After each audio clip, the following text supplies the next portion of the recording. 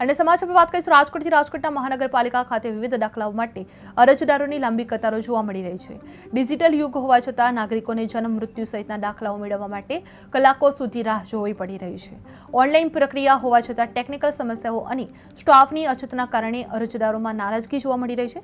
નાગરિકોએ સુવિધા વધારવા તેમજ પ્રક્રિયા સરળ બનાવવામાં આવી રહી છે। જે રાજકોટ મનપામાં અરજદારોની લાંબી કતારો જોવા મળી છે, જ્યાં દાખલા માટે કલાકો સુધી વેઇટિંગ કરવું પડી રહ્યું છે। જ્યાં ડિજિટલ યુગમાં પણ મુશ્કેલી યથાવત જોવા મળી છે, જે નાગરિકોમાં મનપા સામે રોષ વ્યાપ્યો છે। જે સુવિધા વધારવાની પણ નાગરિકો દ્વારા માંગ કરવામાં આવી રહી છે। જે રાજકોટ ડિજિટલ યુગમાં પણ મુશ્કેલી યથાવત જોવા મળી રહી છે, જે નાગરિકોમાં મનપા સામે રોષ વ્યક્ત કરવામાં આવી રહ્યો છે। જે રાજકોટ મહાનગરપાલિકા ખાતે વિવિધ દાખલાઓ માટે અરજદારોની લાંબી કતારો જોવા મળી રહી હતી, જ્યાં ડિજિટલ યુગ હોવા છતાં નાગરિકોને જન્મ મૃત્યુ સહિતના દાખલાઓ મેળવવા માટે કલાકો સુધી રાહ જોવી પડી રહી છે।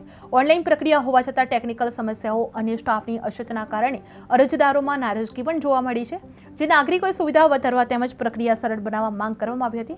રાજકોટ મનપામાં અરજદારોની લાંબી કતારો જોવા મળી છે, જ્યાં દાખલા માટે કલાકો સુધી વેઇટિંગ કરવું પડી રહ્યું છે। જ્યાં ડિજિટલ યુગમાં પણ મુશ્કેલી યથાવત જોવા મળી છે, જે નાગરિકોમાં મનપા સામે રોષ વ્યાપ્યો છે, જે આ સુવિધા વધારવાની નાગરિકોની માંગ ઉઠવા પામી છે।